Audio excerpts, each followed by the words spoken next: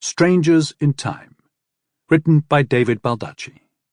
Read by Stewart Crank, Alexandra Boulton, John Lee, Matthew Lloyd Davies, Nicola Delgado, and Joe Pitts, with an author's note read by David Baldacci. Only the dead have seen the end of war. George Santayana. There are no strangers here, only friends you haven't met yet. Attributed to William Butler Yeats. A boy called Charlie. It was well past the midway point of 1944, when Charlie Matters clambered over the piled-up debris that littered much of London, while doing his best to fade into the lingering edges of the night-time. Charlie would be 14 on his next birthday, and years had passed since his parents had been alive. 18,000 souls had died violently in the 8 months of the Blitz alone, and 1 in 6 Londoners had been left homeless at one time or another.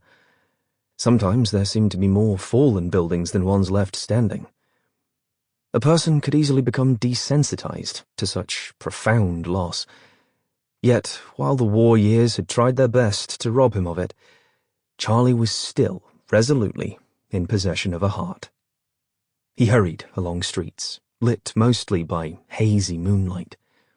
The blackouts were still in full effect, and the electricity that was permitted was reliably unreliable. It was the same for the bluish plumes of gas, while plump fists of contraband coal were but a distant memory for most, especially folks like Charlie. They were all still steeped in the hostilities that had engulfed the world, and struck particularly fiercely at the city of Charlie's birth. Yet he didn't mind the darkness. It was actually an aid to him right now. He continued to skitter over bricks, heaved up like stilled waves, and weaved around the stark warning signs of possible unexploded ordnance. Charlie had seen a diffused bomb once. The crude lettering on the device was written in a language he couldn't actually read, but he still knew exactly what it said. Gott verdammt die English. Well, God would choose which people to damn, and it certainly wouldn't be the English, he believed.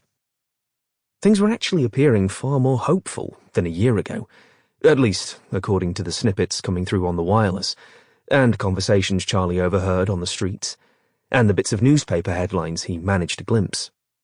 He tugged up the waistband of his tattered pants with the cuffs turned up 3 times. Until last week they had resided in a bin shop that gave out worn cast-offs for a few shillings in return. The queue had flowed out the door and snaked down the pavement as desperate East-Enders sought to augment their meagre piles of necessaries. His grandmother, her ration book allotment for clothing nearly exhausted, had dutifully waited for hours on tiring pavement to get her grandson a proper pair of trousers that he could at least grow into over the next year or so. At the bottoms of Charlie's long, knock-kneed legs were shoes that were too small and caused him to step gingerly, even in haste, which was often how he was compelled to move. As the wailing wind, which darted through wide, ominous gaps where buildings had once stood, quieted for a few moments, Charlie heard the sputtering belch of a motor car approaching. He quickly scooted behind a dustbin, filled with the bombed-out wreckage of the building it fronted. When Charlie saw who was coming, he was glad he had hidden. The pair of bleary-eyed constables puttered by in their rickety Morris. They were looking for people like Charlie, people up to no good, with the West End's accusatory finger pointed doggedly toward the likes of Bethnal Green, Stepney, and Eastham. I am up to no good, but for a very good reason, thought Charlie. The poor cherished their possessions, because they could invariably see all of them at the same time. The rich did not miss that for which they had 4 spares.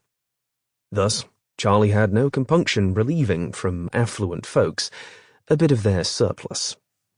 The Morris receded into the night as Charlie stepped clear of the dustbin.